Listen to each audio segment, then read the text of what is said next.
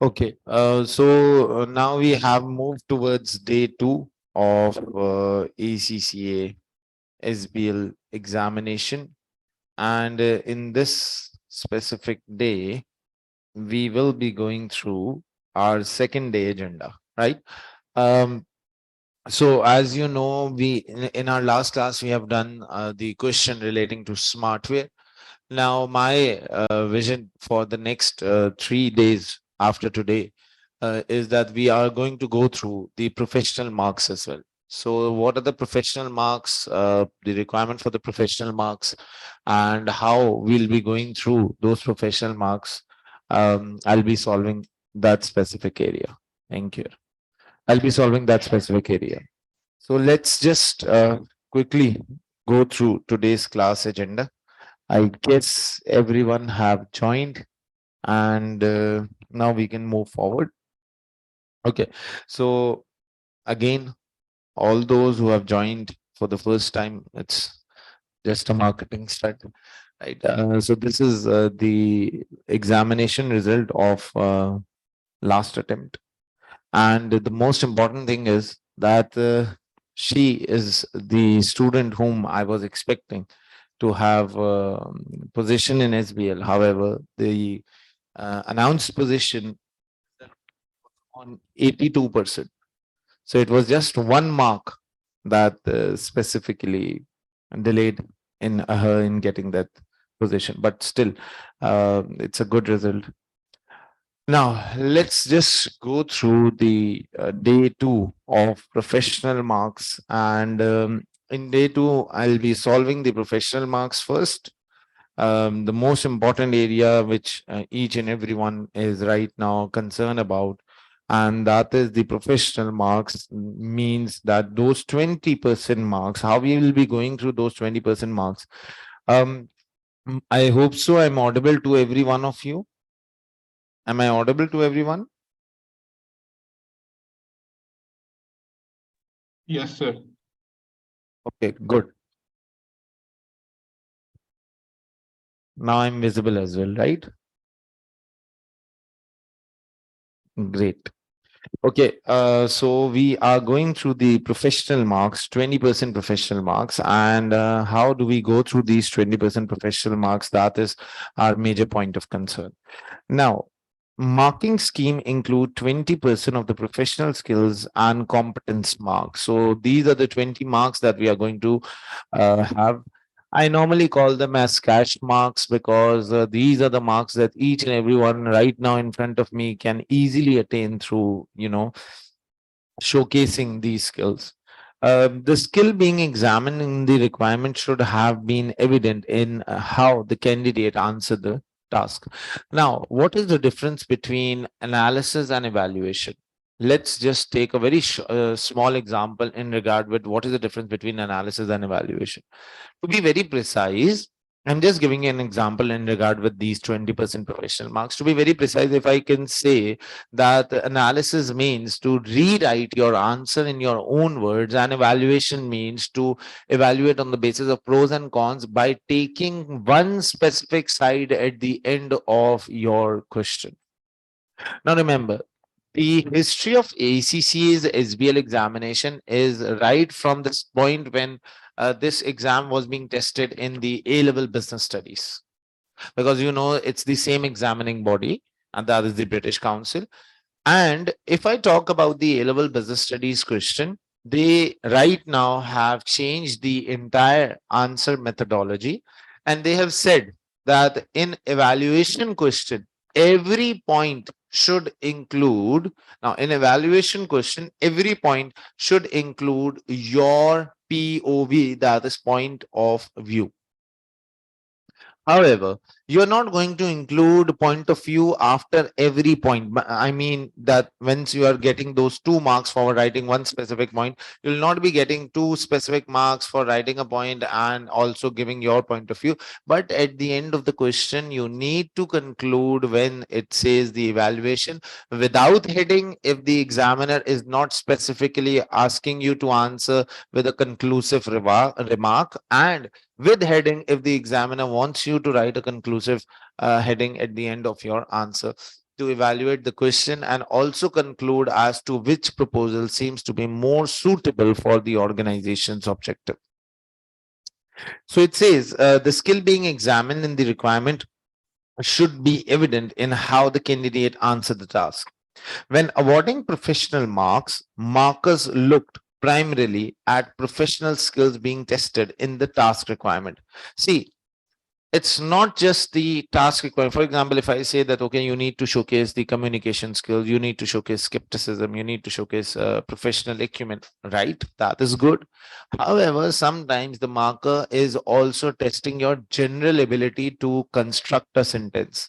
Many a times when I'm saying that you are not constructing a sentence appropriately, this means that you are not writing the sentence in the appropriate manner. For example, if I would want to let someone know that, okay, how was my day, so I'm not going to start with dinner and then talk about breakfast and then go for the lunch.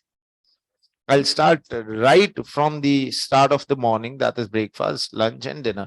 So there's a sequence of how the things are going to be dealt, or how we will be identifying the sequence, or how we'll be letting the individual or listeners know as to what is the criminology of writing an answer. So there's a sequence. For example, the most important point should be written right at the start, and the least important point at the end. Yesterday's class, I told you all that in risk question, it will give you a competitive advantage if you are identifying the most prominent risk as the first one.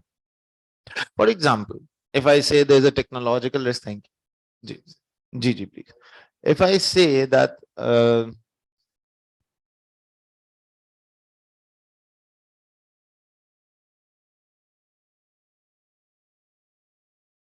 okay. So if I say that there is a technological risk and there is an environmental risk, and the company is more concerned towards the environmental risk, so I will be writing the environmental risk as the first pointer and the technological risk as the second one. So make sure, if it is possible for you, also categorize your risk in accordance with the requirement that has been given by the examiner, and it will give you a competitive advantage in comparison to the other candidates who are writing the risk in a very haphazard manner. Again, so it says when awarding professional skill marks, markers looked primarily at the professional skills being tested in the task requirement, but also looked at the general professionalism and candidate demonstrated, which include consideration of logical, well presented answer, which avoid unnecessary repetition of answer and yet deliver. For example, if you say that, okay, BCO is an IT oriented firm, which is right now not in the right now not getting the e-commerce customers, right? And after two lines, you're writing that BCO is unable to get the customers from the online website. This means that you have written the same thing twice. So you'll not be awarded any additional mark for writing the same thing again and again. So you need to be very much considerate. Yes. However, let's suppose if you are done with question number 1A and you are going for the question number 2A, and you feel like, okay, this is the same point that I can write over here, but with some other words, you can do this, but this should not be a habit in the entire exam. This should not be a repetitive case. If you are repeating the same point again and again in next three questions or in next three part of the questions, trust me over the fact that you are not going to be awarded with any sort of marks, but the first pointer will get 2 marks if it is justified at the end. Markers are also looking for the answers to be presented in an appropriate tone of the recipient. As I have always stated, that professional marks are not going to be dealt with in isolation. You're not going to get these 5 professional marks just by showcasing these 5 skills. You will be awarded with these 5 professional marks if you are also putting the answer in the correct format and not making blunders in remembering the format. See, a student coming and saying, sir, I don't know, I mistakenly have confused the format of report and press release. So this means you have done a blunder. You have done a mere blunder in which you were being awarded with very, very easy marks. See, you just need to rote learn 5 to 6 type of formats. There are only 5 to 6 formats that you need to know. If I'm saying that, right, for the attention of, that is FAO, this means you can't change it to subject, to, and from. You will not be changing it to the word or like to and from. You're going to write the FAO. Yes, you can write such short forms, that is FAO, because this is included in the professional dictionary as well. But it means for the attention of. So this is how you're going to go. You're not going to make your own formats in the paper. You're not going to make your own terminologies. Yes, you will be awarded if you are writing some professional jargons. See, again, these 20% marks are also awarded on a very obvious basis. For example, if the examiner says that, again, we'll be going for the 4 strategy of exam, which says who you are, whom you are communicating to, what professional skills is being tested, and what professional format is being tested. Now, if I say who you are an external consultant, and whom you are communicating to, let's suppose you're communicating to the CEO of the company, or you're communicating to the CFO of the company. What do you think should be the difference in your communication style? Yes, please, any one of you. What do you think should be the communication difference between the communication style of writing to the CEO of a company or writing to CFO of the company? Yes, please. Yes. In while we are writing to the CFO of the company, we need to provide him some financial jargons. This means you can easily write that, okay, return on investment on such an investment proposal seems to be viable for the company because it will provide a payback period of 3 4 years, or maybe so on and so forth. So you need to provide them with financial jargons at the end of the day, because he is the CFO and he is someone who can easily understand this thing. However, when you are writing to the CEO of the company, you need to have a buttering tone. Now, do you know what buttering tone is? Buttering tone means that you can even introduce your answer if the question says to evaluate the company's overall risk profile, or evaluate the company's internal control profile. So what you can start with is that the company have produced some tremendous amount of customers, and or they have big giants of the market, and this company have a historic horizon. It has always been into the organic growth, and this company right now is facing some difficulties in regard with internal control. So CEO of the company would want to hear some buttering tone from your side. This is wearing the cap strategy.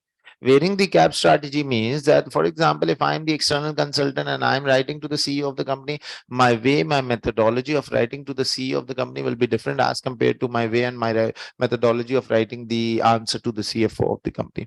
Or if I'm writing to the marketing director, see, marketing director means that I'll share some marketing strategies. I'll be using some marketing strategies in order to evaluate a correct marketing proposal. Thirdly, the most important point is, let's suppose you are being asked, and it has been around 2 to 3 cases in which the SBL examiner have continuously been asking the students to write a secretive letter. Now, writing a secretive, for example, there was a question which said that the chairman of the company would want you to write a secretive letter in regard with sluggish attitude of CEO of the company. And what do you feel, that is CEO of the company correct in his position or not? So you're not going to write that, okay, remove CEO of the company. CEO is not in his senses. He does not seems to be having a relevant mindset. He is intoxicated. You'll not be using such words because you are an external consultant and you are writing to the CEO of the company. However, secretive assignment means to be precise and to use words which are not vague but very clear. So you have to take stance, but a very well versed stance.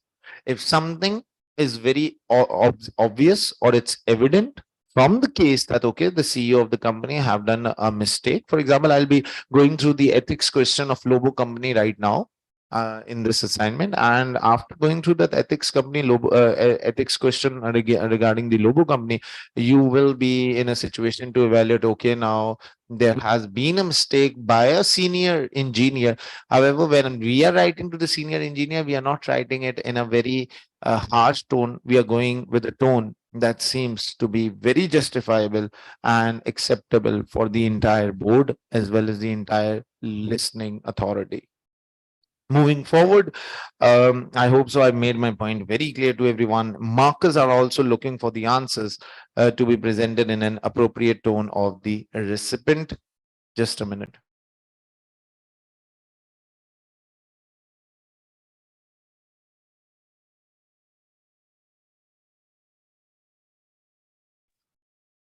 Markers are also looking for the answers to be presented in an appropriate tone for the recipient.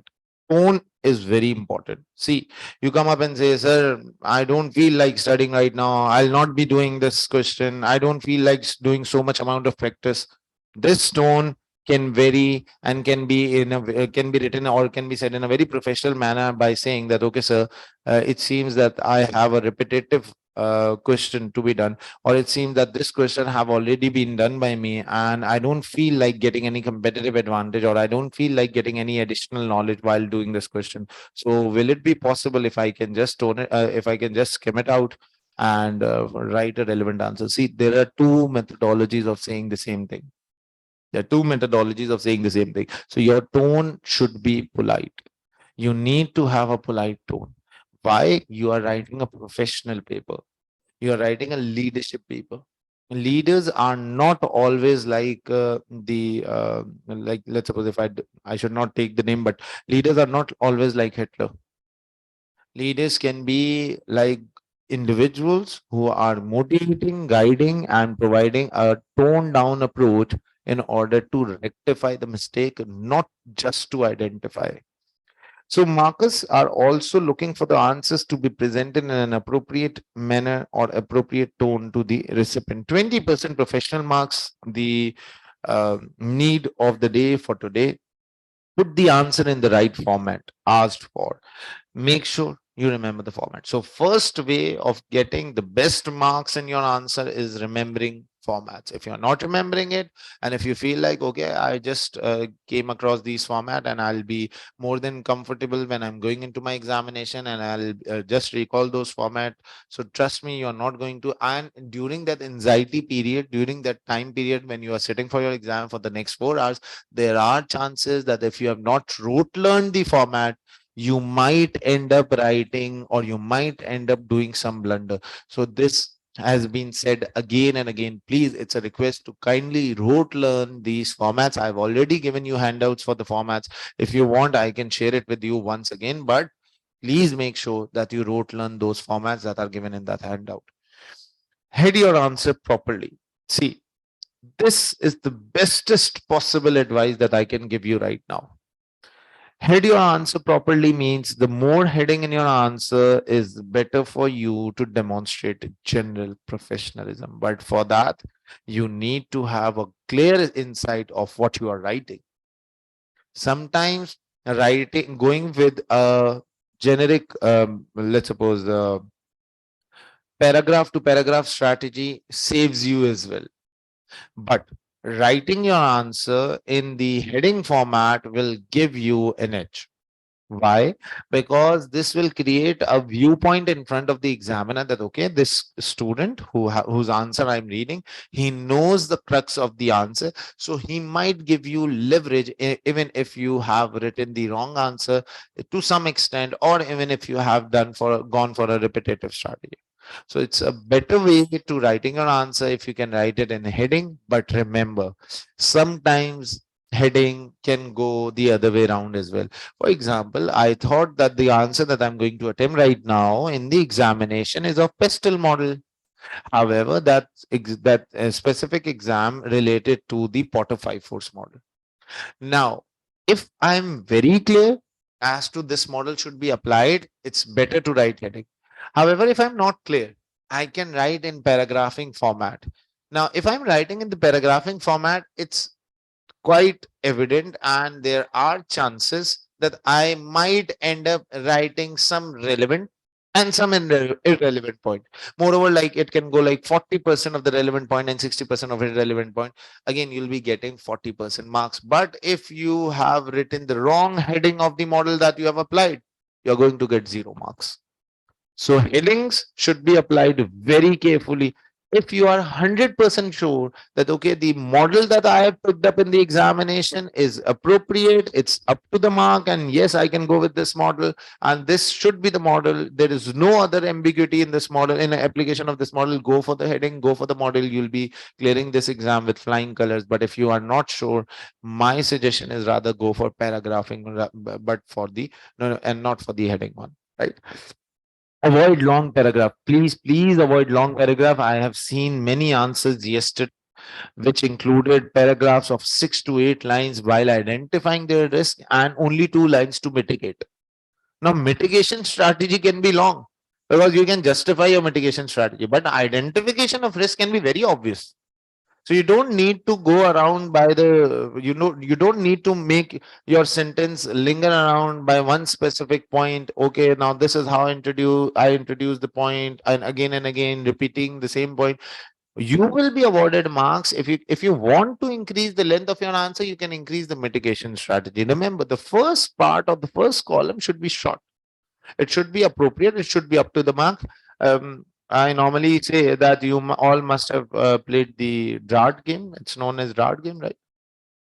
Dart game, kya dart. Okay, dart game. So you get 100% marks if you hit the bullseye, and bullseye is always very obvious and very prominent. Write a short pointer when you are identifying the risk. Yes.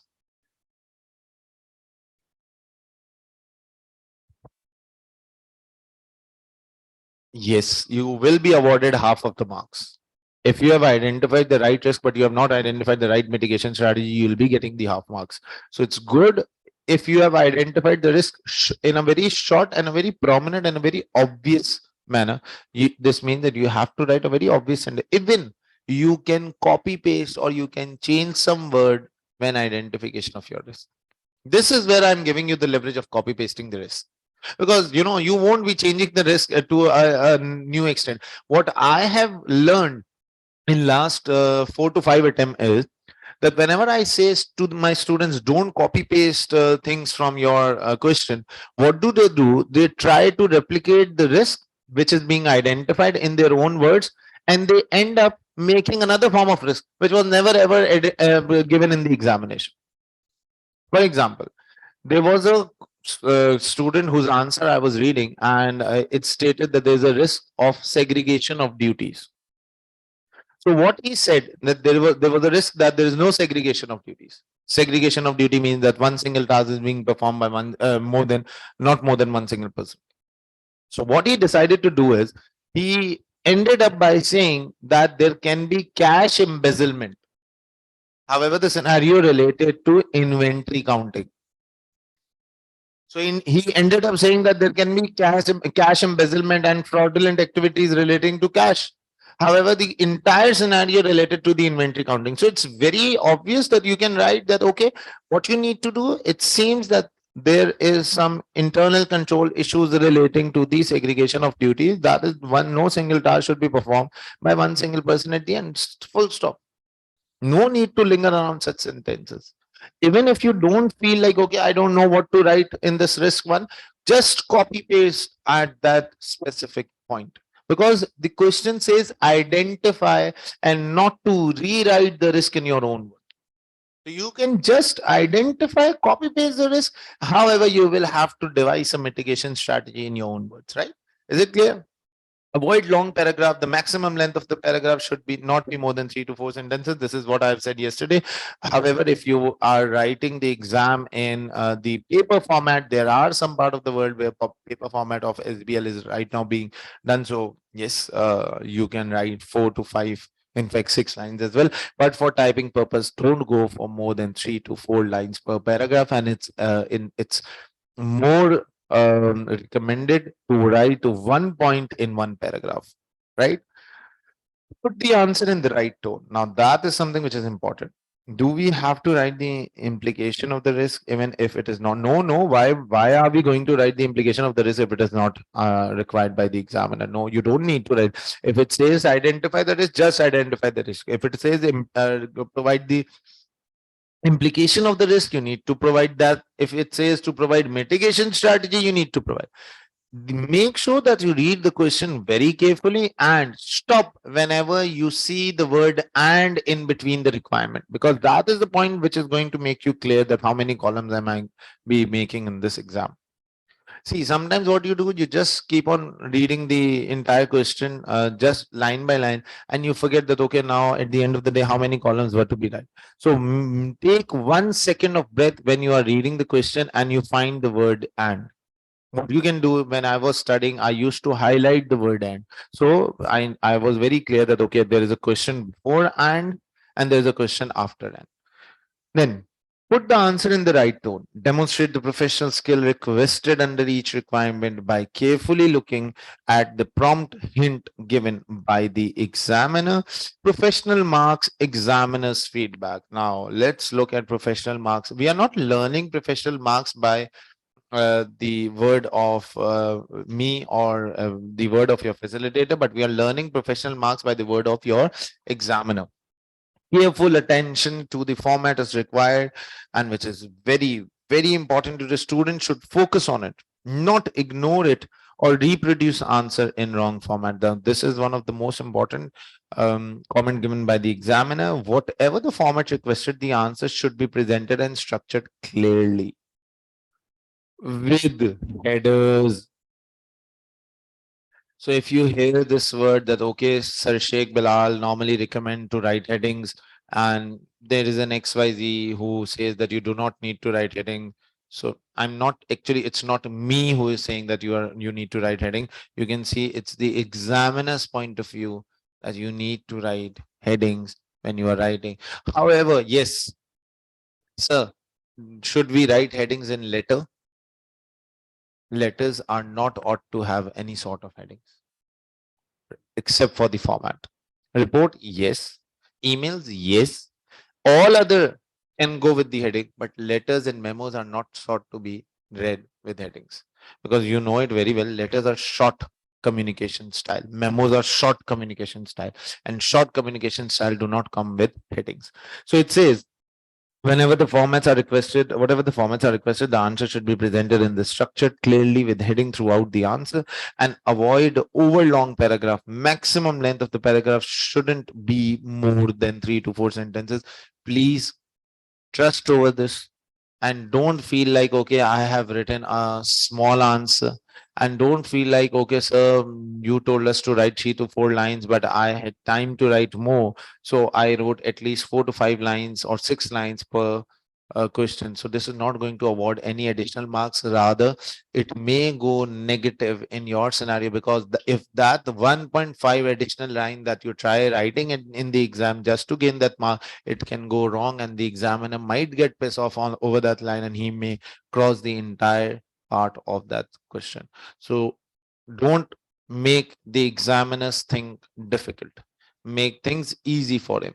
Paragraphing normally makes things easy for the examiner. Headings normally make things easy for the examiner.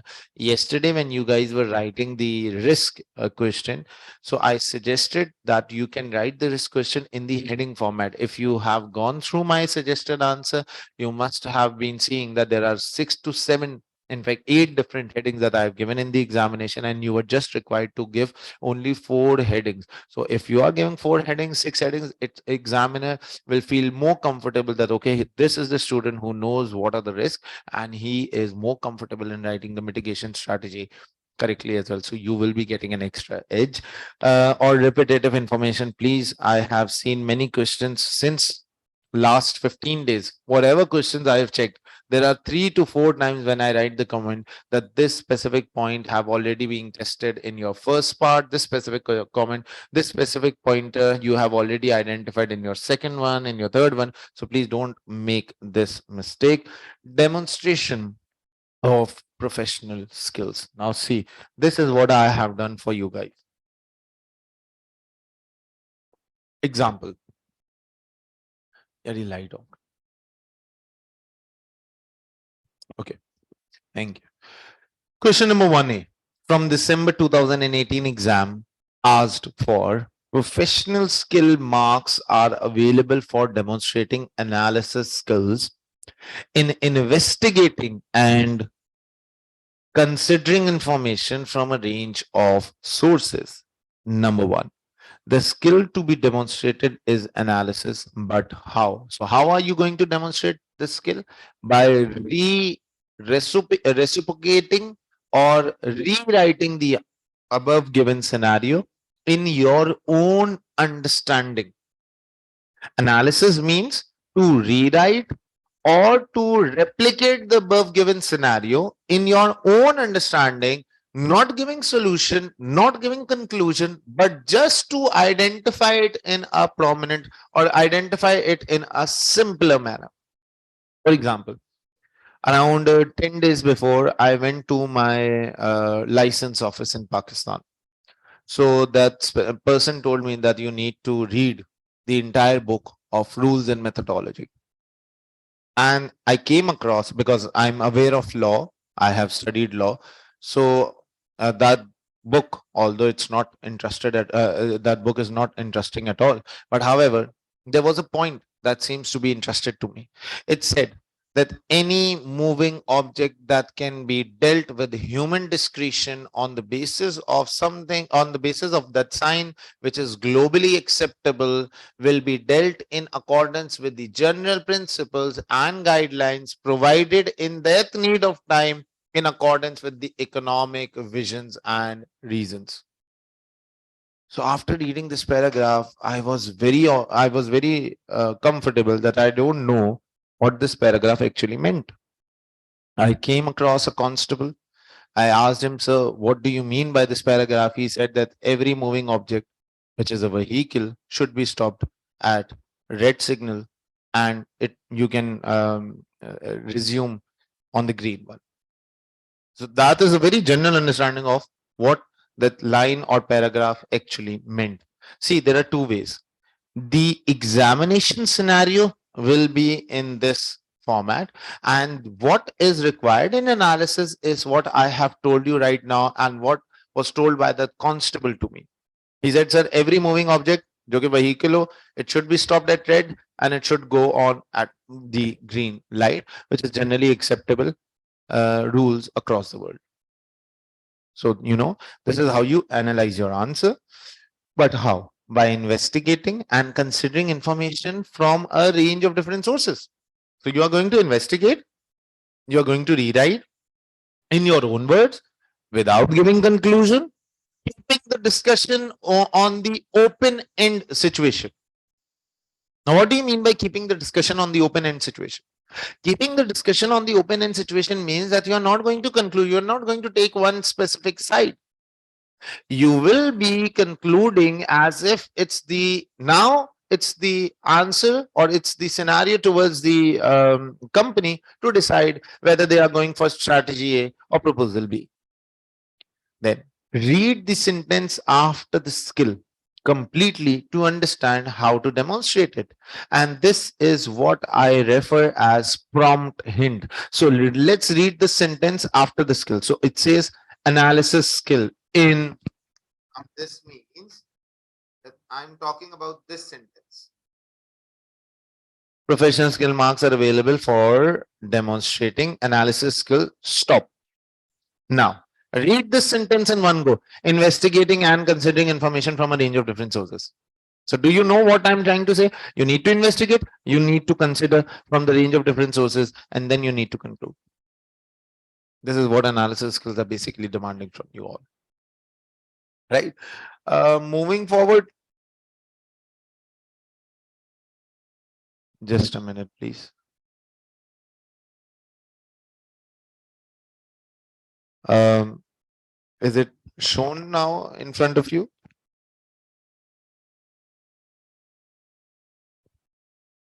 Yes, all online students. Okay. Please let me know if there is any issue in between. So a student who consider information from a range of exhibit, from writing the answers to question number 1A, will most likely be the one demonstrating the analysis skills appropriately. Again, so a student who consider information from a range of exhibits. Now this was the catch attitude in our first day. Why? So can we start writing right from minute number one and read in accordance with whatever the requirement is being asked? Trust me, you are going to be into a very let's suppose in a very devastating situation if you start writing from minute number one. Why? Because there are questions at the start of your examination which may relate to 2 to 3 exhibits, and you might end up saying that okay, now these 2 to 3 exhibits is being tested by the examiner, and I just wrote my answer by reading the first one. So please don't do this until the time you end up at the until the time you reach at the end of your reading time. After that, you can start with the writing one. Go with the strategy that I have been saying again and again. Okay, each time read the statement after the skill, as it gives you the hint or prompt hint on how to go about the statement. Day wise plan. So let's go with the today's plan.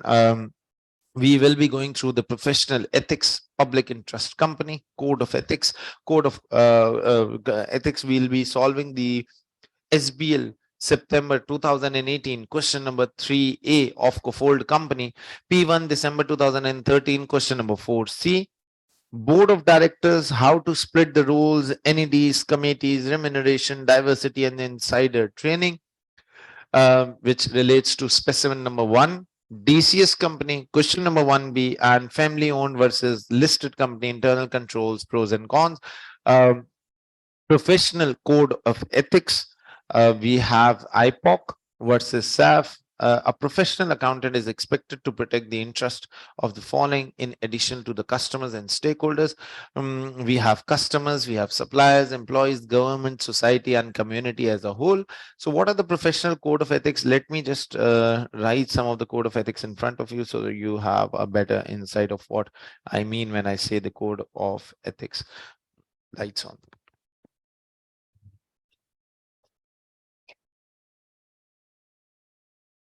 Am I visible to everyone?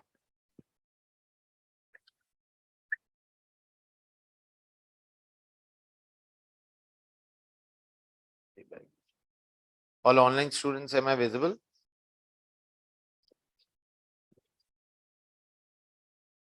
Okay.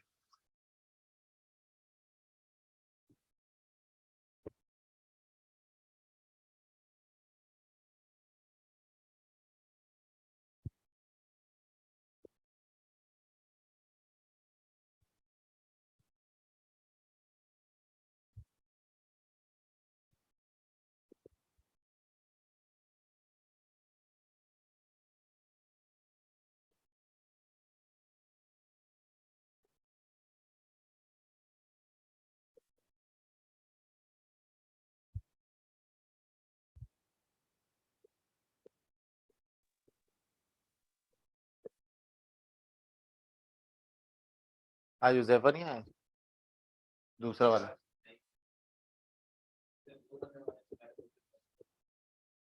उन लोगों में consistency नहीं है हाँ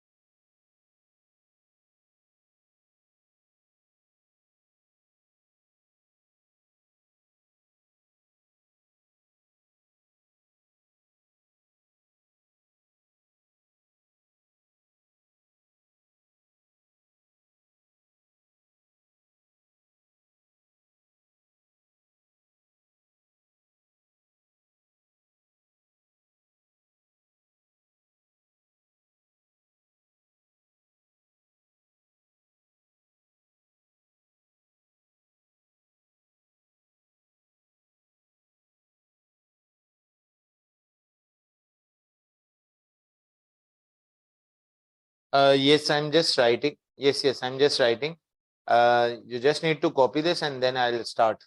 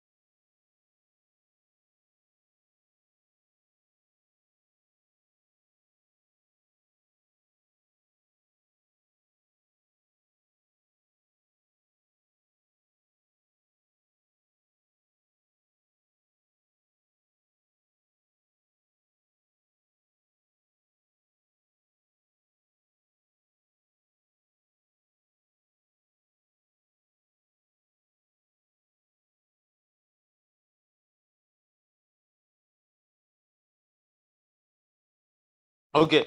I hope so. You all must have copied this. It says professional code of ethics. Now, professional code of ethics include the principle of the code and the threats. Now, in order to remember these principles, we have made an acronym by saying or stating the IP square OC IPOC. I stands for integrity, P stands for professional competence and due care, second P stands for professional behavior, O stands for objectivity, and C stands for confidentiality. Integrity means you need to be honest, you need to be straightforward in all your dealings. Professional competence and due care means that, for example, if you are an engineer and you are being told to buy a new machinery after all due care, but you are having a very sluggish attitude, or you are having an attitude that okay, I have an experience and I can take each and everything on my own, and you're not taking a second advice.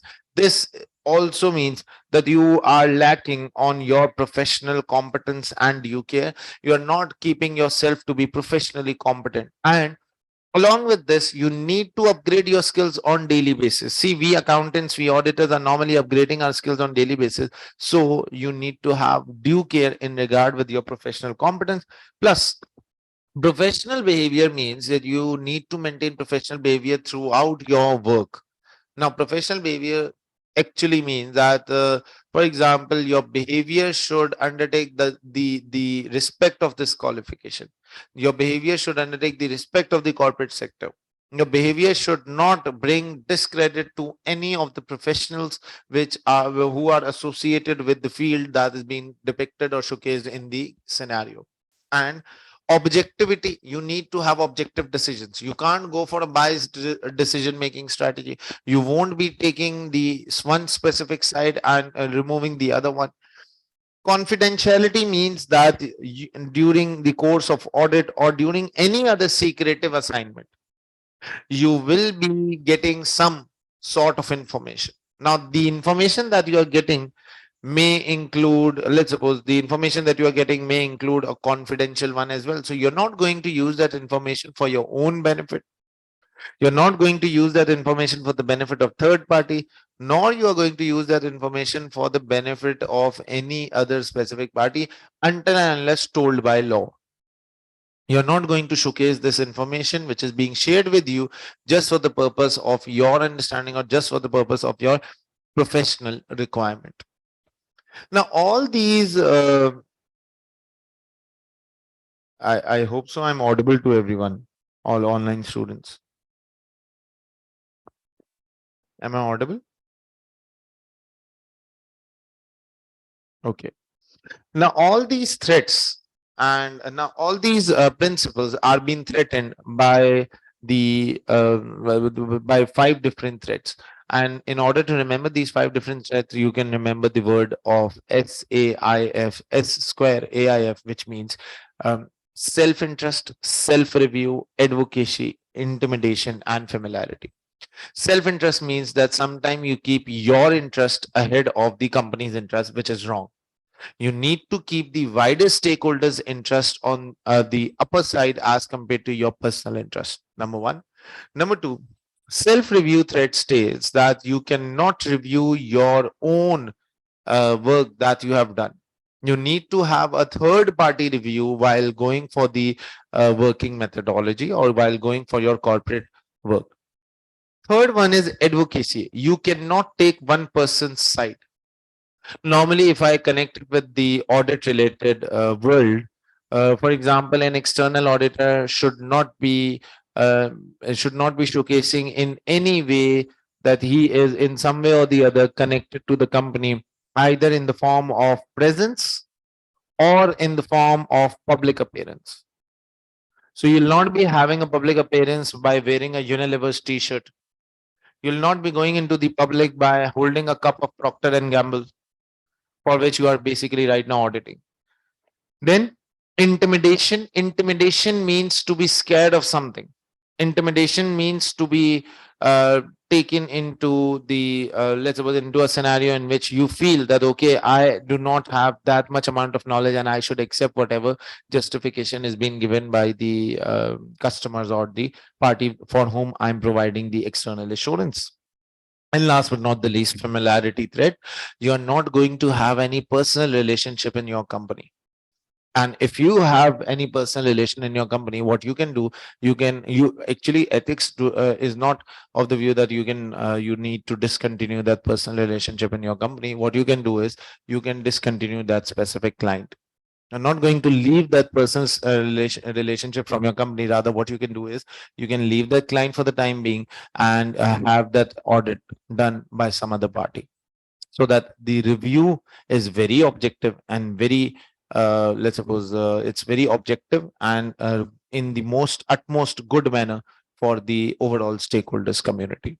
So this is what I talk about the professional ethics, and this is where the professional ethics is going to work. Now, professional ethics, corporate code of ethics, which is issued by the organization, applicable to all employees. Now, there are two different types of code of.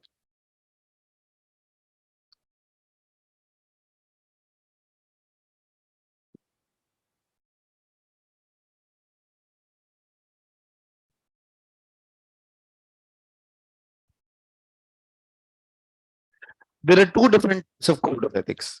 Now, the first code of ethics has been presented by the Code of Corporate Governance, that is IFEC. And the second code of ethics has been provided by the industry themselves. Now, all the employees, including management and director, need to apply both these codes very reliably and very justifiably in their day-to-day professional dealings. What do I mean when I say the application of code of ethics? Issued by organization, applicable to all employees, customers and supplier, society and community. You need to understand the word gender equality. Like, for example, France is an economy which is moreover a woman oriented economy, where we have more women entrepreneurs as compared to the other part of the world. So you need to believe on gender equality. There should be male entrepreneurs as well, right? And in Pakistan and in other countries, we are more male oriented society. So there should be gender equality in terms of female as well. Then no discrimination. You cannot discriminate on the basis of color, creed, caste, religion, or any other way of discrimination. Diversity. Now, diversity does not only mean that you are going to get people from different parts of the world, but diversity also means that you are going to get people from different skill set. You need to have people from audit. You need to have people having sales experience. You need to have people having marketing individuals, or you need to have people having the experience of production. So you need to have the combination of each and every field of person in your employment methodologies. And working condition, again, healthy and safety environment, better pay. Better pay means that at least minimum wage rate should be applicable. Then we have the customers and suppliers. Customer and supplier are going to, we are going to ensure the quality, value for money, product safety, personal data and privacy, and fair business practices. You are not going to monopolize. This is known as perceived monopoly. Do you know what do I mean when I say cartel companies or consortium policies? What is a consortium policy? What do I mean when I say cartel company?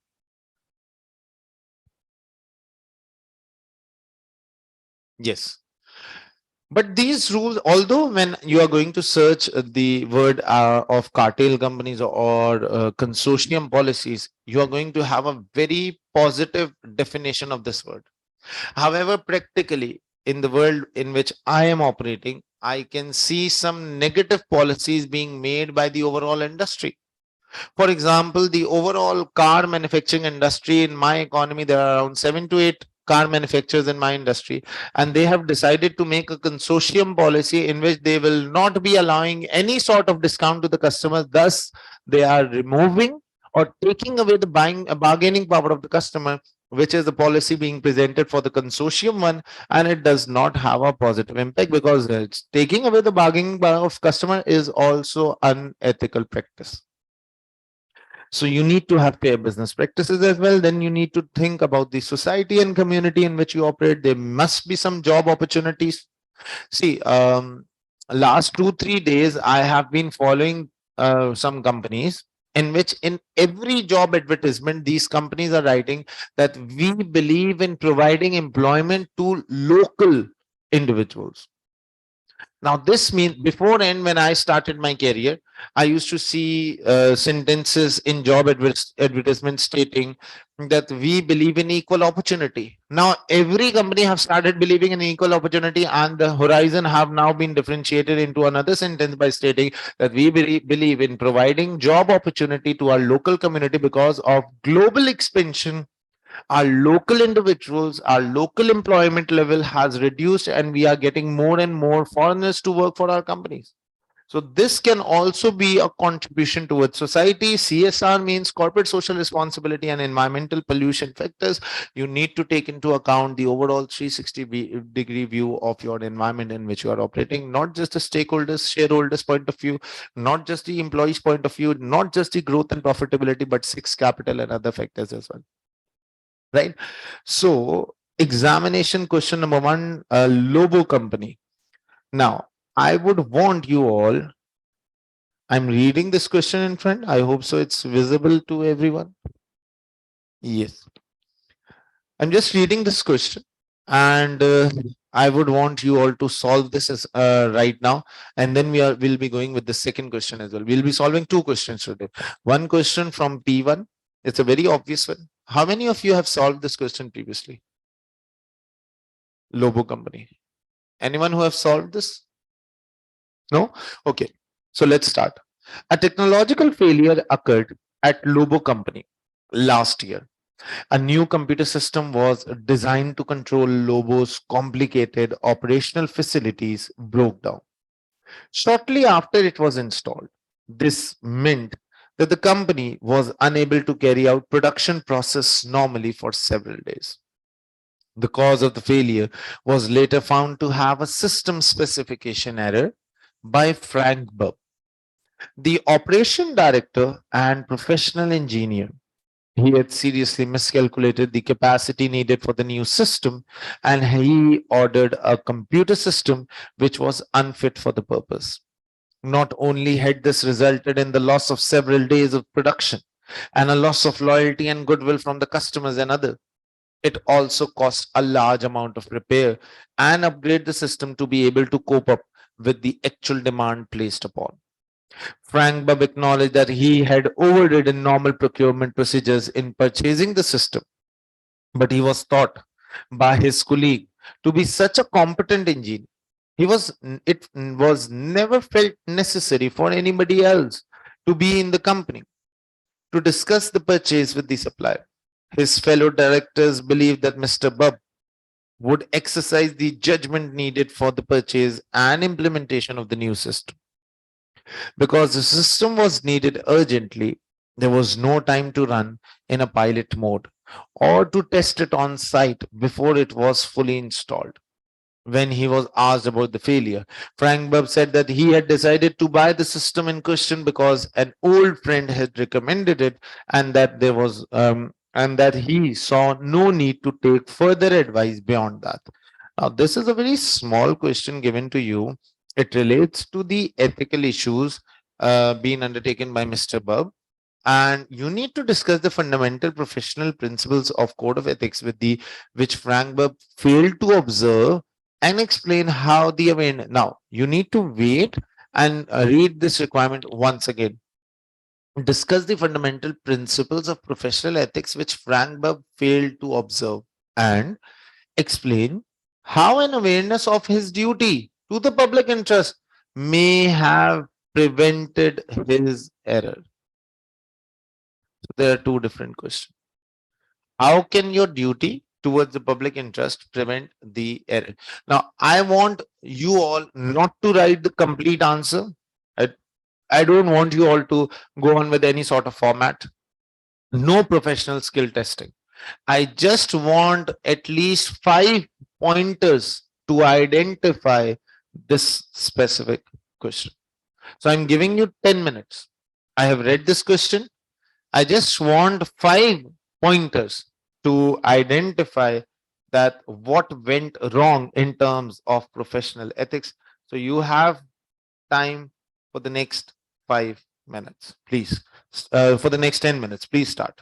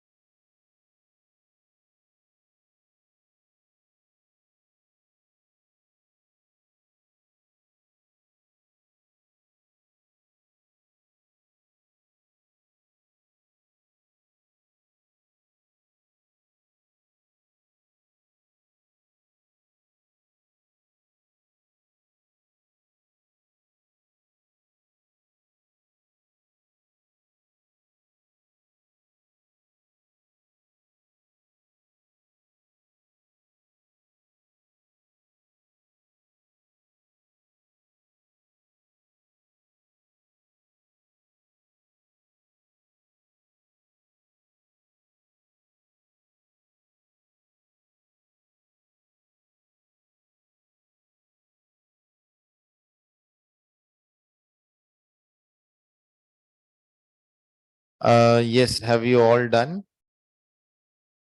All online students, have you all done objectivity? Okay, so I'm reading your answers. Online students, I'm reading your answers.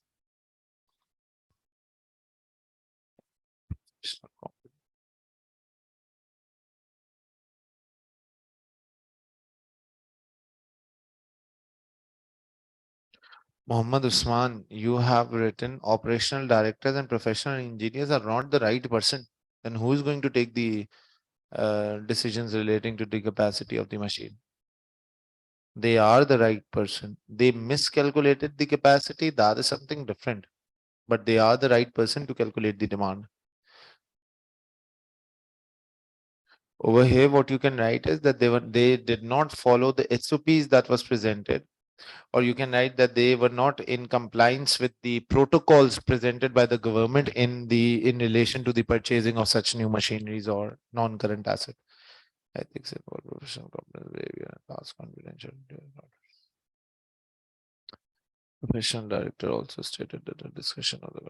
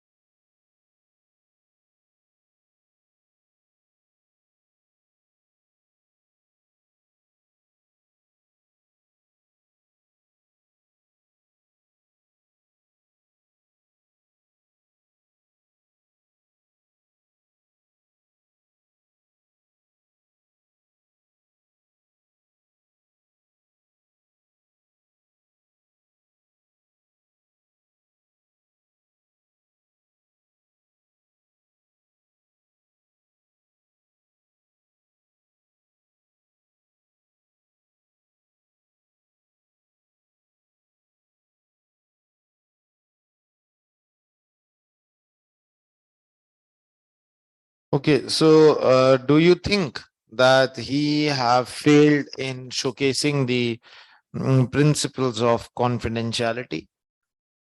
Yes, can you please identify how?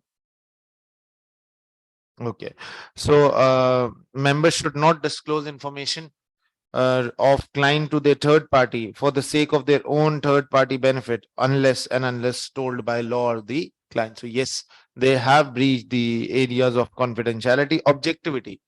Do you think that they have breached the principle of objectivity as well? Good. Members should avoid business and conflict of interest and take decisions in independent manner, right? What about professional competence and due care? This is very obvious. Members must remain up to date and with the standard of professionally qualified. And plus, he being a professionally qualified engineer, he should have taken into account his judgmental call along with the SOPs that were presented by the company and the policies which relate to the company buying any sort of new non-current asset. Professional behavior, he was not in compliance with the professional behavior presented by the overall industry or engineers industry, and he basically performed an act which was in an egoistic manner. If you don't want to write such a harsh word of egoistic manner, what you can see, he performed an yes, he has overridden the rules and he has overridden the policies of which were presented in an egoistic approach, and he ended up buying a failure asset for the company, providing a financial loss as well. Integrity, he must maintain honest and straightforward dealing in all his professional dealings. However, he failed to perform such act in the given scenario. So yes, these are the principles that you have very correctly identified. Yes, please.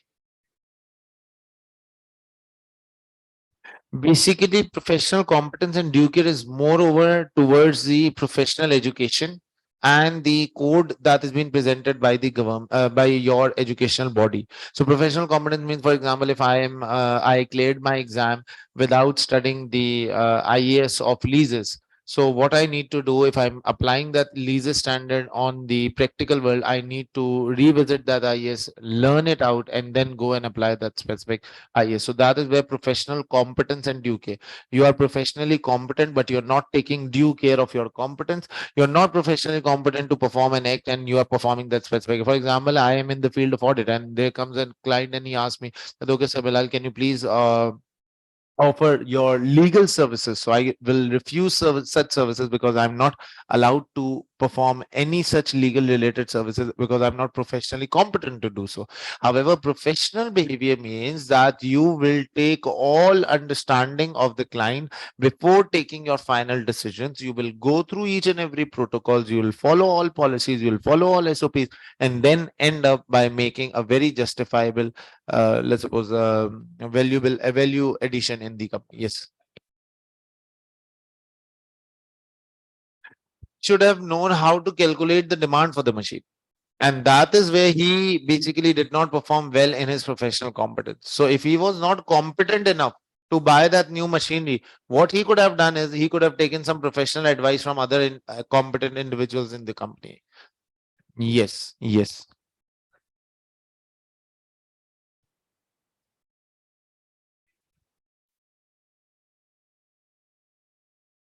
Yes, professional competence is moreover towards the educational side.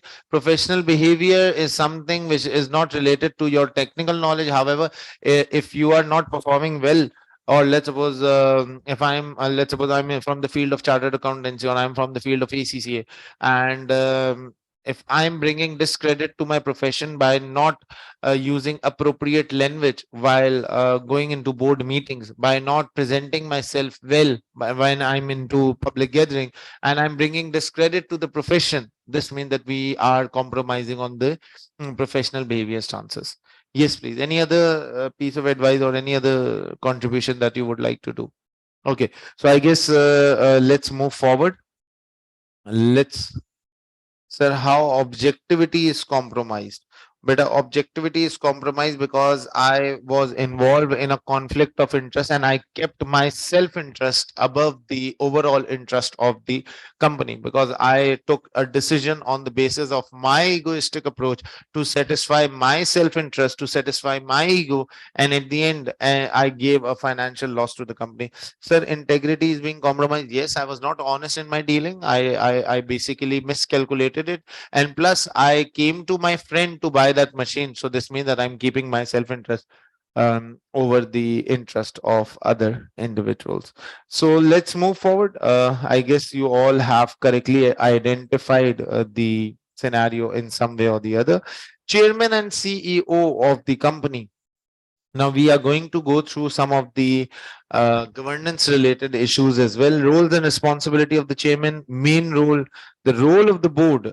The chairman have a role of running the entire board, and the CEO is having with the responsibility of running the entire executive board structure. Link between the company shareholder and stakeholder, communication with the shareholders. You need to communicate with the shareholders through your annual reports, and protect shareholders interest and increase long-term shareholders wealth. You're going to protect the shareholders interest, you're going to increase the long-term shareholders wealth. Ensure smooth running of the board. The board should be in a very well mannered, the board should be formed in a very well mannered. Entire board meeting will be undertaken by the chairman of the company. Board communication will be done by the chairman of the company. We are going to have appropriate KISSED, that is knowledge, size, independence, and so on and so forth. So we'll be having appropriate skills, experience, knowledge, size, independence, balance between executive and non-executive director. Again, balance means it does not necessarily means 50-50%. Balance means the balance in terms of having a say in the governance, of having that voting right in the governance. So balance between the board, effective functioning of board committee. You all must be very well aware that there are 4 different board committees that are prevalent in the board: risk committee, remuneration committee, nomination committee, and audit committee. Audit committee, risk, nomination, remuneration, and audit committee. Effective functioning of the board, regular meetings of the board, directors, nomination, performance, and remuneration. How are we going to nominate the directors?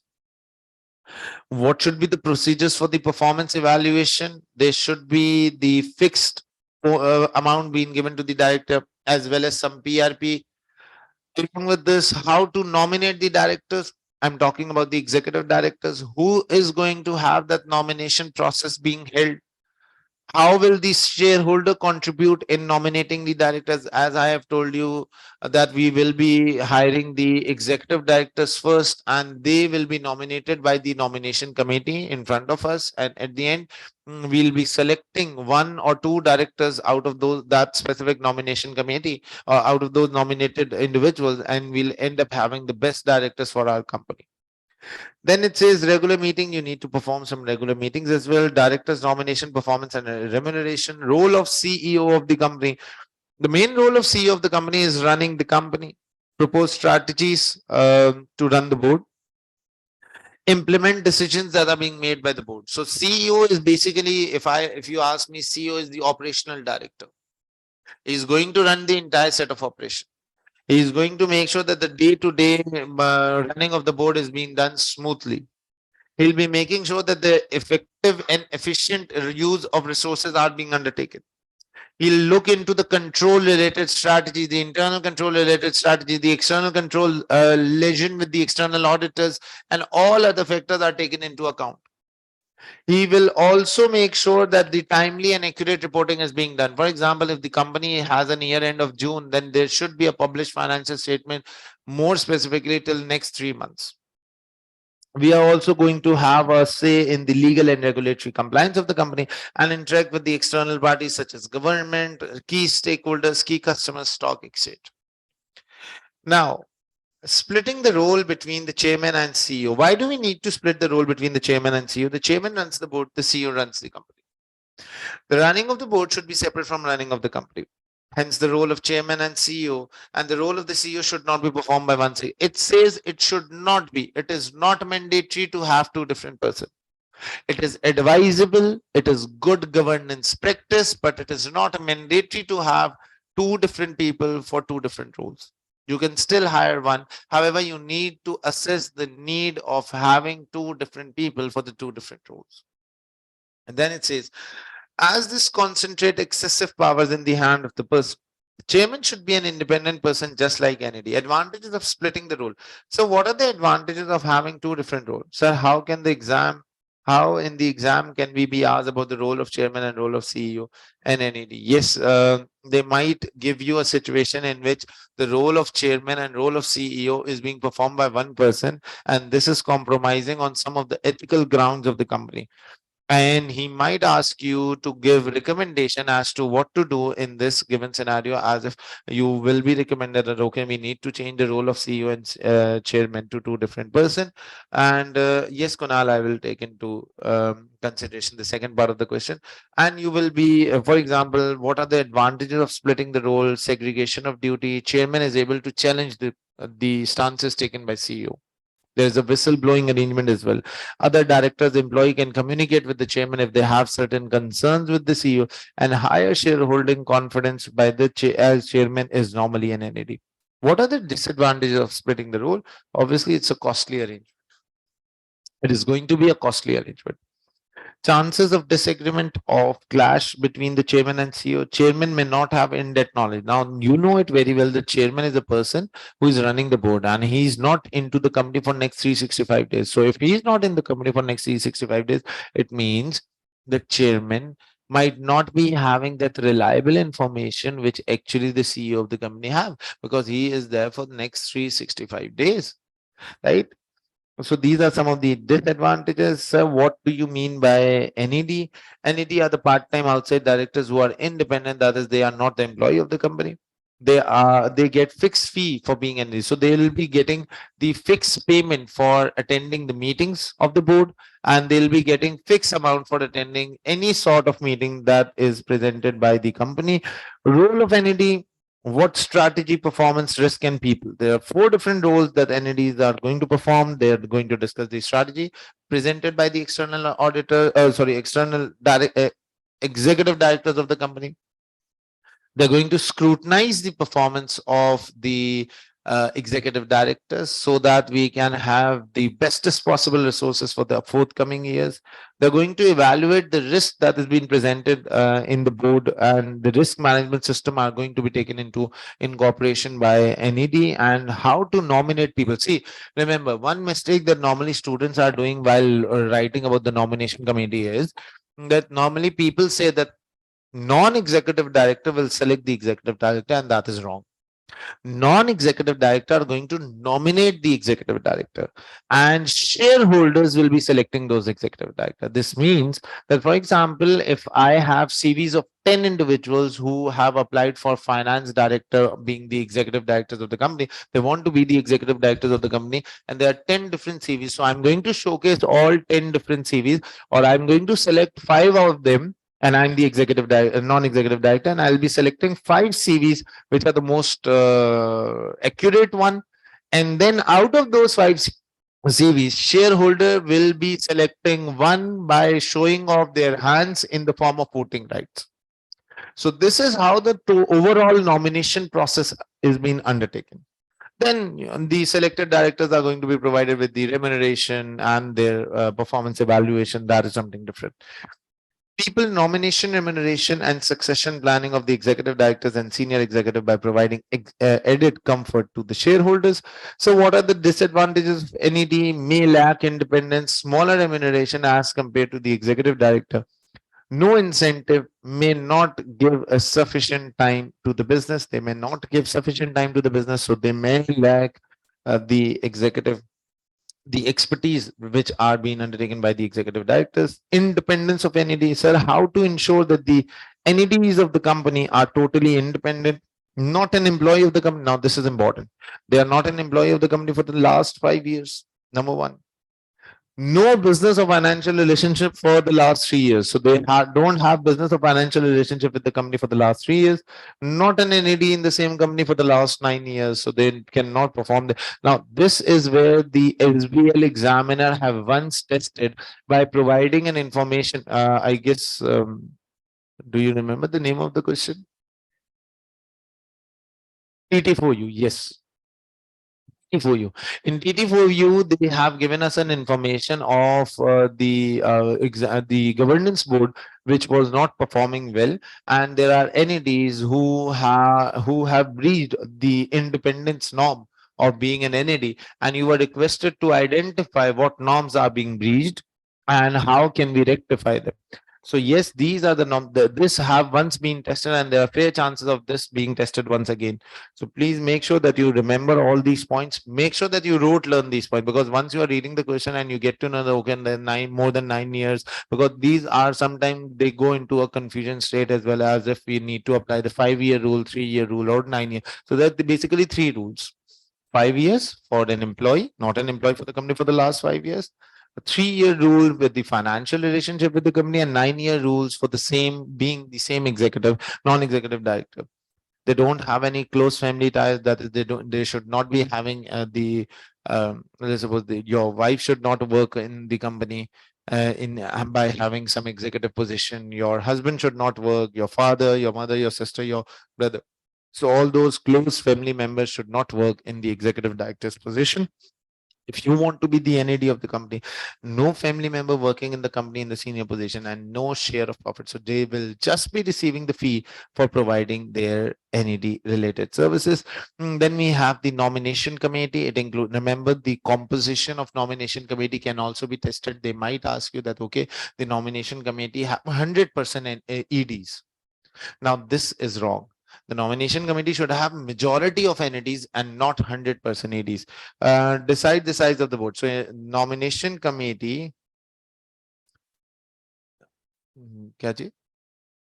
Board. Nomination committee is different.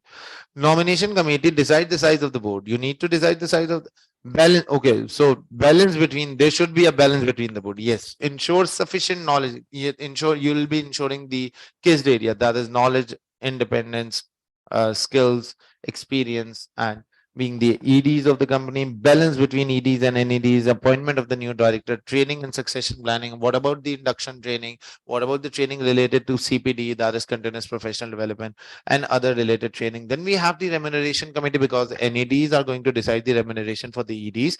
So we'll be having 100% NEDs in this remuneration committee.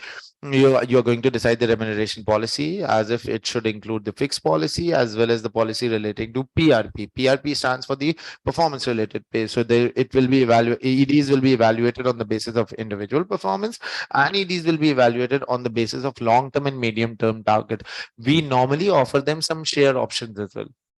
Now, what do you understand by the share options? We'll be offering them that, okay, if you're going to perform well for the next 5 years, we are offering you shares. Right now, these are known as logged shares. You are not going to sell these shares until the time period of 5 years expire. And after 5 years, you can sell these shares. So this gives a motivation to all the EDs of the company that, okay, if I work well for the next 5 years, I'm going to earn good and handsome amount of money for the next 5 years. I can give you an example. I know a person who is an executive director right now in the company, and the company offered him, previous company, the ex company offered him that if he is going to work for 11 years, sorry, 10 years, he will be award. He was given with some sort of shares, and they included a very hefty amount of shares. So if he's going to work in the company for the next 10 years, very reliably and very smoothly, he'll be awarded. He can take that amount of share as a bonus share. So he worked for 9 years and 11 months, and the company took away each and every share option that was given to him just on the basis of 1 month. So yes, company try to motivate the individuals to work well and to work for a longer service contract. Again, link the performance of individual directors and medium and long-term. Audit committee will include 100% NEDs. You'll be reviewing the financial statement and internal controls of the company. Audit committee will have a liaison with the external auditors, supervise the internal audits and whistleblowing arrangement. Please make sure that you are well aware. Just a minute.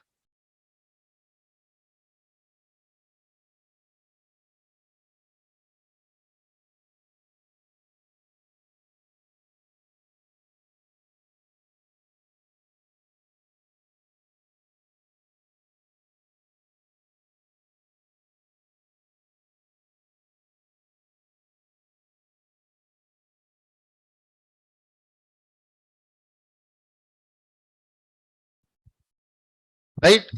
So if I talk about the audit committee, it says that you need to supervise the internal audit. But now, please make sure that the division of audit committee, sorry, internal audit and audit committee are two different things. Now, you all must have heard that whenever you face some issue in your ethical consideration, you report to those charged with governance. Who are those charged with governance? Can anyone please let me know? Audit committee is those charged with governance. Normally, in the term of audit, whenever we are studying audit, we came across many a times to report to those charged with governance. Please bring this thing into the knowledge of those charged with governance. Those charged with governance are not outsider individual. Those charged with governance means audit committee. And audit committee include 100% NAD. So in actual, those charged with governance are outsider individual. But we'll not be saying that they are outsider individual because they are in some way or the other connected with the company. So whenever you face an issue regarding whistleblowing, whenever you face an issue in regard with CEO of the company or in regard with any other executive director, you can report to those charged with governance, that is the NAD in the form of audit committee. So there will be a whistleblowing arrangement as well. Note all members have to be NAD with at least one member having recent expertise in the. Now, this is a very, very minute and a very important point. In audit committee, there should be at least one person having the experience of audit. You must have gone through the case of TT4U in which they identified that the audit committee or the audit director do not have any such experience of auditing. So you need to identify that if you are making an audit committee, please make sure that the audit committee includes at least one member of having the auditing expertise, right? Then we have the risk committee. You will be having majority NAD. Why majority NAD? Because the risk being identified by ED will be more relevant and more aligned than as compared to the NADs. However, in order to ensure independence, we are keeping it on the majority side of NAD. Implement risk management process, entities risk management framework, that is ERM. You know there are risk management framework. You know what risk heat map is. You know what TARA model is. Tarara model, you know what risk heat map is, you know what ends of growth model is, you know, we'll be going through the full line of defense as well. So there are two, three models that relates to the risk, and we apply these models in order to get the best possible result. Embed risk in the organization culture. You need to embed the risk in the organizational culture as well. Identify risk and recommendation and control. This is the question that you all must have done in the yesterday's class. Ensure internal controls are working effectively. What are the advantages of having a separate board committee? More focused and specialized. More time can be spent by the committee as full board has limit. Why am I making these committee? I'm making these committee in order to have more and more amount of time being invested in, involving ourselves in the nomination, involving ourselves in the remuneration and other sort of committee, so that the operational side of the board are being done by other individuals and the strategic side of the board is being undertaken by the NAD individuals. Moreover, in the NAD ones, higher involvement by NEDs, for example, in audit and remuneration committee, board can focus more on strategic and business matter. It will increase the shareholders' confidence. Now, what about remuneration and reward of the director? There are certain principles. Remuneration should be sufficient to attract and retain and motivate competent directors. Remuneration should have fixed and variable payment. Short-term incentives should be provided. Long-term share bonuses. Directors cannot approve their own remuneration, and full transparency of remuneration policy to be incorporated in the financial statement, to be stated by the to be given very reliably and very transparently to the shareholders of the company, and also being audited by the external auditor. Then we have the retention option. We can provide attractive packages. There are some loyalty bonuses, long-term bonuses, and share option. How can we ensure the diversity? Diversity means having a variety of people in the board, normally based on the demographic prevailing in the society. Diversity is based on age, gender, education, equality. Any sort of reason can become the point of diversity for the board. There are certain advantages of diversity. You'll include wider pool of talent. You'll have broader ideas. You'll have better knowledge. You'll have better communication. You'll have better understanding of what people are demanding from different part of the society. Even if you are going for the let's suppose grouping. Issues with the diversity, it may lead to some subgroups, and it will also ignore the viewpoint of diversified member. The minor member may still feel not motivated. Now, what do you mean by insider trading and dealing? Insider trading and dealing means buying or selling company shares by its own directors and senior executive based on information which is not publicly available. For example, if I'm the auditor of the company, in fact, I came across such a situation as well, in which I was the auditor of the company and I got to know the information of a specific company before the information being announced. And what I decided to do is I decided to buy some shares, because after the announcement of the company, I was to get a huge amount of earning per share. And that was something which was unethical. So my manager basically scolded me on this breach of confidentiality, and I never did the same again. Right? So insider trading is something which is illegal, and you should not do any sort of insider trading. Kunal, no break right now, please. Why insider trading is not allowed? Directors have to act in the primary interest of the shareholders and not make personal gain. Directors have to maximize the long-term wealth of the organization. If insider trading is allowed, this is going to have an impact on the directors, and they will be tempted to provide to get the personal gains. Insider trading can damage the reputation of the company. Now, what do you mean by family-owned business and public listed business? I'm just going quickly through this so that I can move towards the question. Family-owned business is owned by the family, private limited company, less government regulation, less corporate governance is applied, no NADs are taken, no board committees are being made. Let's focus on audit and risk. However, public listed company are owned by institutional investor. They have listed companies. They can get their share listed in the stock exchange. They can get their finance from them. More corporate governance requirement, more audit related requirements. Decisions are made on majority of shareholders. Entities having a strong position and formal board committees are being made. Company not found in the family owned or private limited companies. CEO and chairman roles are split in the public limited company. Sufficient entities are being hired, board committee, internal audit, and whistleblowing arrangement. Examination question number 2 we'll be going through. I guess I have provided you the question of co-fold construction, right? Have I given you the question of co-fold construction? Okay. And have I given you the question of DCS as well? If not, these questions are kept over here. You can get the handout.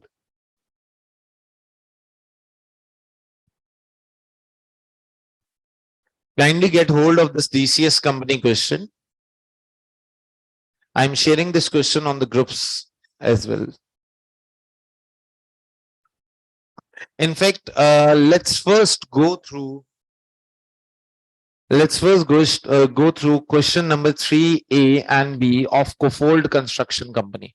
Before going through the DCS one, let's go through the Cofold Construction Company.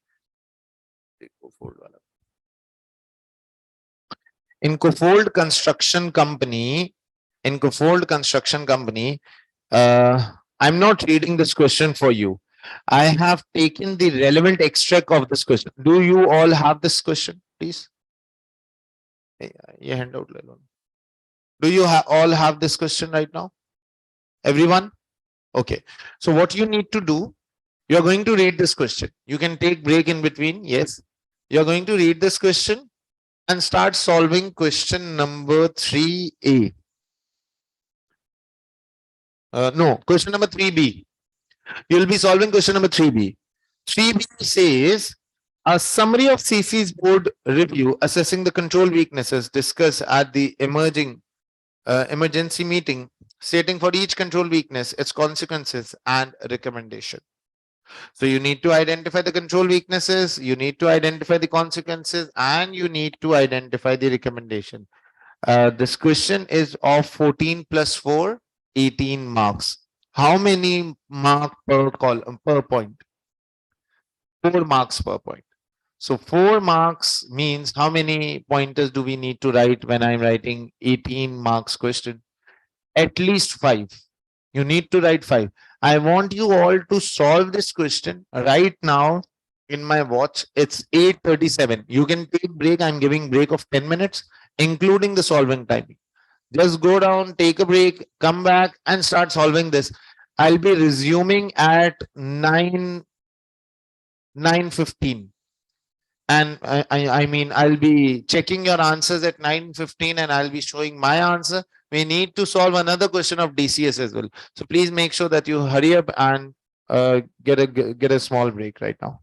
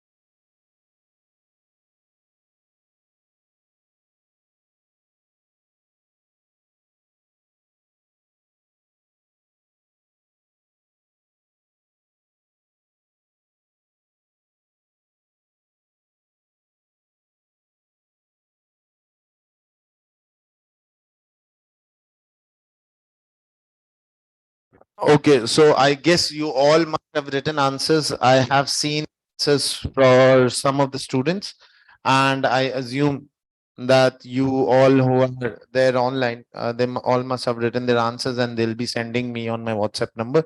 Now, let me show you my answer, and then I'm going to call it a day. And I'll also be giving you a homework question.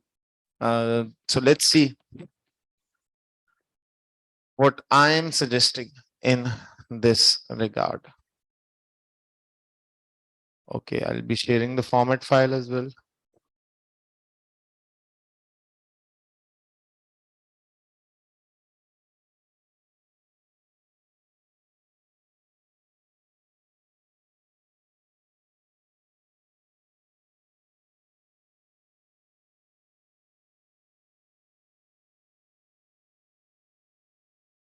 Just a minute.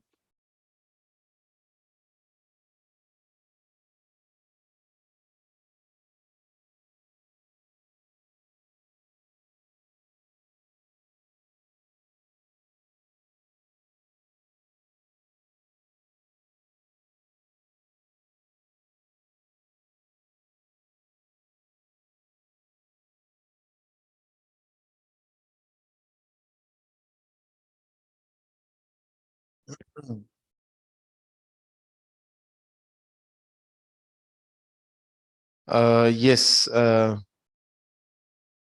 Yes. What queries do you have? You can open your mic and ask your questions if you have any. Sir अभी जो हमने ये question किया था Lobo company वाला उसमें question का second part था लाइक कि वो पब्लिक इंटरेस्ट में उसको कैसे एड्रेस कर सकते हैं एरर को रोक सकता था प्लीज एक बार वो डिस्कस कर लोगे क्या दोबारा बोलो? सर अभी जो हमने लोबो कंपनी का क्वेश्चन डिस्कस किया था Hmm. उसमें दो पार्ट थे राइट कि इसमें एक पार्ट ये था Okay, ना okay, okay. I got your question. You want me to go through the second part? Okay. Let ठीक it है. says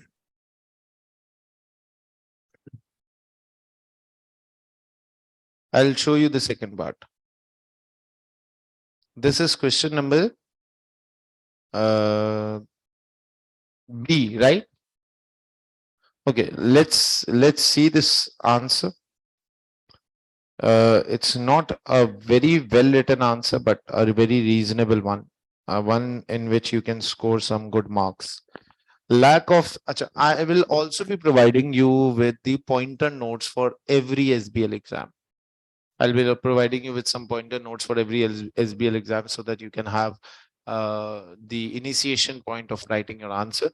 Lack of safety measure. CC is obliged to report the 300,000 fines it paid as a result of injuries to employees arising from failure to remedy dangerous condition on site.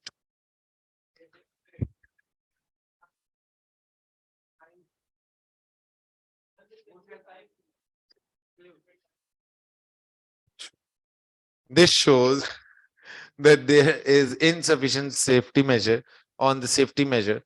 Acha, now what he has done is we have done in two different formats. So you need to make three columns. So over here, the point that says that this shows it should be on the second column, right? So you can make adjustment in accordance.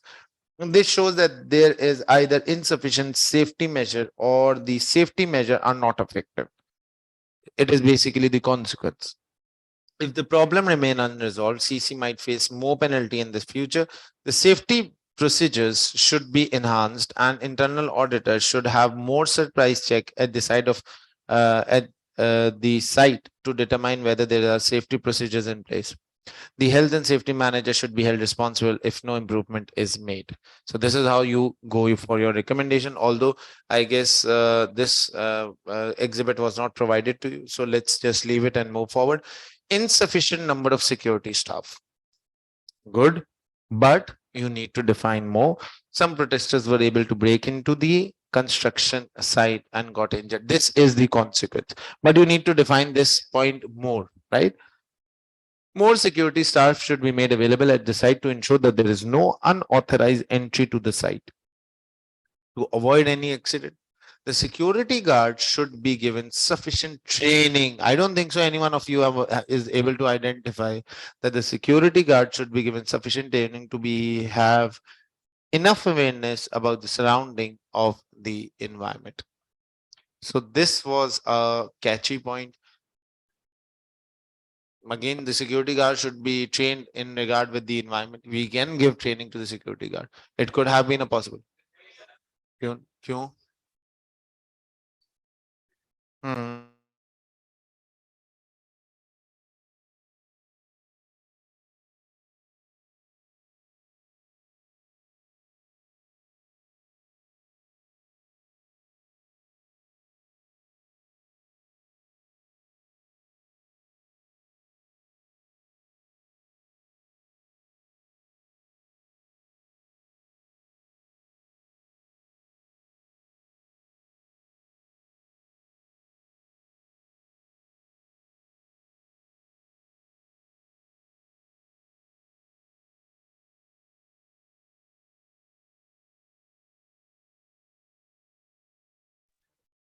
हम्म नहीं नहीं I'm not talking about कि he should not run after that person. I'm talking about how well he can manage the situation.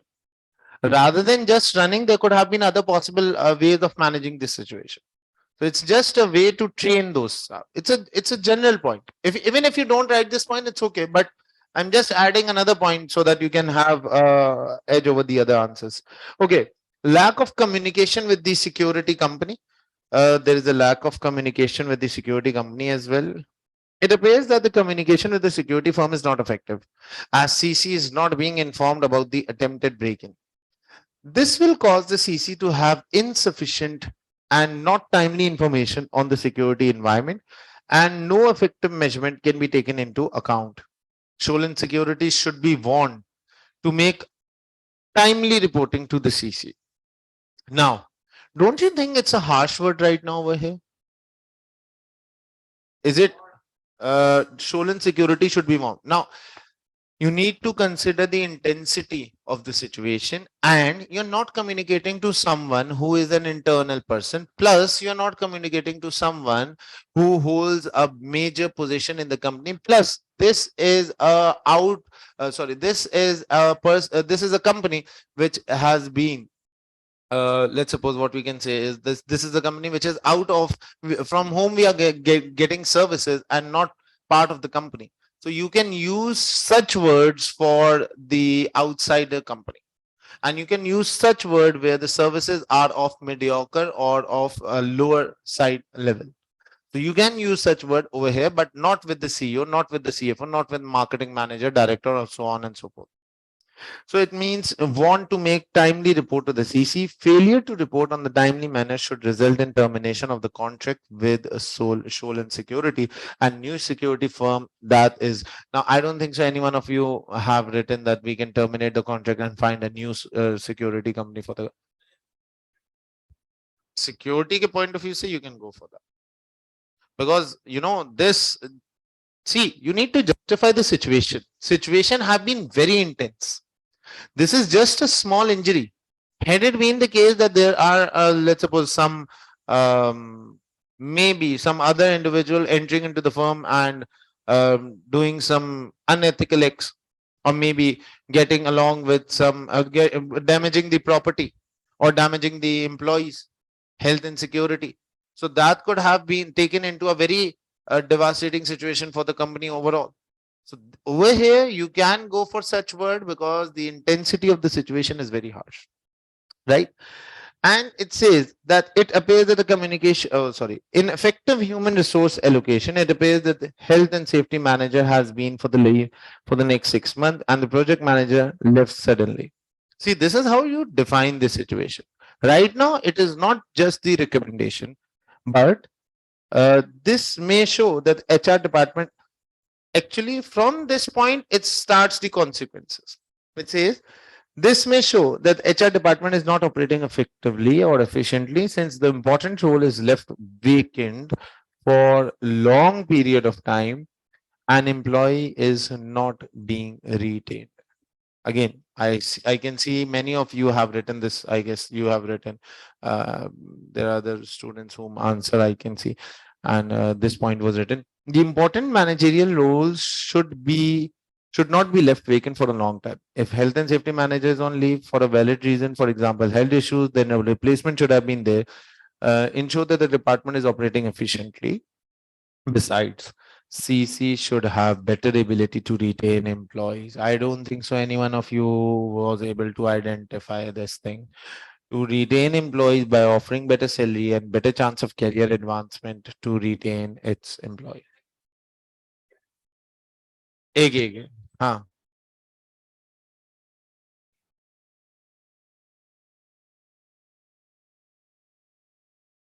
नहीं, I guess there is another exhibit in which they have mentioned that didn't came back. So let's chalo. Okay, I can give you a benefit of doubt. Okay, no issues. Hmm. Bad working environment. The environment at the site is dangerous because it is unlit and have patch of oil not mopped. This will cause the employee to have high chances of getting injured. CC should ensure that the working environment for the site worker is safe by constantly collective feedback from the workers and make improvement accordingly. Right. So I guess it's a well written question. I have shared the entire answer with you all. Now I would want that you solve question number one, part A of this question, and then you can revert back tomorrow. And in tomorrow's class, we'll be moving towards the next two part of professional marks, and we'll be moving forward with the remaining part. Along with this, I'll be going through the most important models and the most important technical articles as well. Most probably by tomorrow. In every day's class, I'm sharing agenda. I hope so that you are reading that specific message before coming into this class. Do you guys read that message of agenda or not? Good. So make sure that you read it, make sure that you solve part A. And in my last class, I'll be solving one complete question in front of you. Now you need to give me suggestion as to how should I solve. Should I solve it, read it in front of you and start solving just like the way we are doing it right now? For example, I may start writing the answer and you can just keep on seeing, because I don't want you to, copy paste the answer that I'm writing.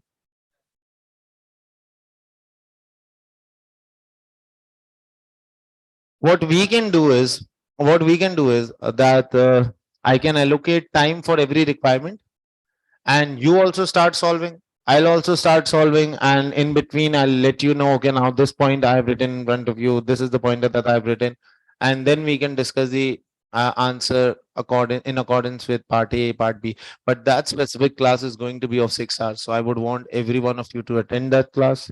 I will give a break on Sunday. I will give a break. I'll make sure that you have some breaks in between, and we'll also go for a dinner, right? We'll also go for a dinner. Right. Thank you so much. We'll be meeting tomorrow at the same time, and I'll be sharing the links for tomorrow's class. Sir, sir.